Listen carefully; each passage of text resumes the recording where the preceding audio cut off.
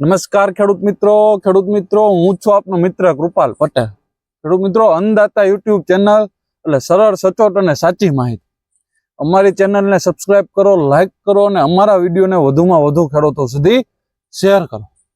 ખેડૂત મિત્રો આજે આપણે વાત કરવી છે કે મગફળી પીળી પડવાના કારણો કુલ કેટલા અને એના નિયંત્રણ માટે શું કરવું જોઈએ। ખેડૂત મિત્રો મગફળી પીળી પડવાના કારણોની વાત કરીએ તો 3 થી 4 કારણો છે। જેમ કે પોષક તત્વોની ઉણપને કારણે મગફળી પીળી પડવી, લોહ તત્વની ઉણપને કારણે મગફળી પીળી પડવી, વધુ વરસાદને કારણે મગફળી પીળી પડવી અથવા તો જીવાતોનો ઉપદ્રવ વધુ હોય તો પણ મગફળી પીળી પડે છે। ખેડૂત મિત્રો એમાં પહેલા આપણે વાત કરીએ લોહ તત્વની ઉણપને કારણે મગફળી પીળી પડે। જો લોહ તત્વની ઉણપ હોય ખેડૂત મિત્રો તો એના લક્ષણો કેવા હોય કે નવા જે પાન નીકળતા હોય પહેલા પીળા પડવા લાગે છે, પણ પાનની નસું લીલી રહે છે। ધીમે ધીમે આખું પાન પીળું પડીને સફેદ પડવા લાગે છે અને છોડ સુકાવા લાગે। જો ખેડૂત મિત્રો આવી રીતે મગફળી પીળી પડતી હોય તો એના નિયંત્રણ માટે ફેરસ સલ્ફેટ, સાઇટ્રિક એસિડ અને સાથે વોલ્ડાન 15 લીટર પાણીમાં ફેરસ સલ્ફેટ 100 ગ્રામ, સાઇટ્રિક એસિડ 10 ગ્રામ અને વોલ્ડાન પંપે 25 ml નાખી વીઘા દીઠ 3 થી 4 પંપ કરી છંટકાવ કરી દેવો। આના રિઝલ્ટ ખેડૂતોને બહુ સારા મળે છે। ગયા વર્ષે ખેડૂતોએ રિઝલ્ટ લીધેલા છે અને ઘણા સારા રિઝલ્ટ મળેલા પણ છે। ત્યાર પછી ખેડૂત મિત્રો આગળ વાત કરીએ પોષક તત્વોની ઉણપને કારણે મગફળી પીળી પડે। તો ખેડૂત મિત્રો પોષક તત્વોની ઉણપને કારણે જો મગફળી પીળી પડતી હોય તો મગફળીના જૂના પાન એટલે મગફળીના થડ નજીકના જૂના પાન પેલા પીળા પડે છે અને પછી ધીમે ધીમે આખો છોડ પીળો પડી જાય છે। ખેડૂત મિત્રો જો પોષક તત્વોની ઉણપથી મગફળી પીળી પડતી હોય તો નાઇટ્રોજન યુક્ત ખાતર અથવા તો સલ્ફર છે, એમોનિયા સલ્ફેટ છે, યુરિયા છે, એ ખાતરો આપીને મગફળીને પીળી પડતી અટકાવી શકાય છે। ત્યાર પછી ખેડૂત મિત્રો આગળ વાત કરીએ તો કે વધુ વરસાદને કારણે મગફળી પીળી પડવી એટલે કે જ્યારે વરસાદ વધુ પડે છે, જમીનમાં પાણી ભરાઈ રહે સતત, એનાથી પણ મગફળી પીળી પડે છે। પેલા આખો લીલો છોડ જે લીલો છમ છોડ દેખાતો હોય ઝાંખો થઈ જાય છે, ઝાંખો પડી જાય છે અને ધીમે ધીમે સુકાઈ જાય છે।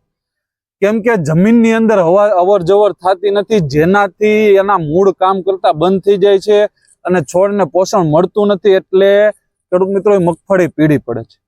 તો સૌ પ્રથમ તો વરસાદ રહે એટલે યોગ્ય પાણીનો નિકાલ કરી દેવો જોઈએ અને જો વરાપ થાય એટલે તરત જ જમીનની ખેડ કરવી જોઈએ। એટલે કે વરસાદ પછી વરાપ થાય ત્યારે ટ્રેક્ટરે રાપ હાકી જમીનને ફેરવી નાખવી જોઈએ, જેથી જમીન વહારી જાય અને પાણી સુકાઈ જાય અને તરત જ પોષણ મળે એવી દવા એટલે કે 19-19-19 ખાતર એક પંપમાં 70 થી 80 ગ્રામ નાખી છંટકાવ કરી દેવો જોઈએ, જેથી મગફળીનો ખોરાક એને મળતો હોય।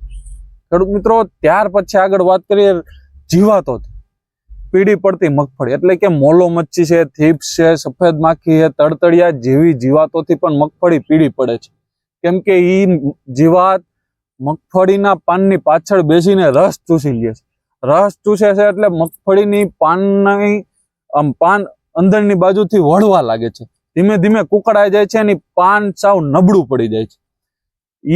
એવી રીતે ટૂંકમાં એ બધી જીવાતો રસ ચૂસીને પાનની કિનારીઓથી પાનને વાળી નાખે છે અને રસ ચૂસીને એમાં પોષક તત્વો હરિતકણો એના નાશ પામે, જેનાથી મગફળી પીળી પડે છે।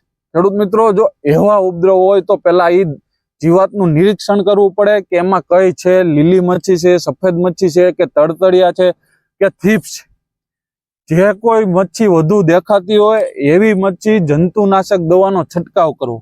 યોગ્ય જંતુનાશક દવાનો છંટકાવ કરવાથી તેને કંટ્રોલમાં લાવી શકાય છે અને ટૂંકા અંતરે છંટકાવ કરો એટલે કે 8 દિવસની અંદર 2 વાર છંટકાવ કરો, જેથી કરીને મગફળીને પીળી પડવામાં નિયંત્રણ લાવી શકે।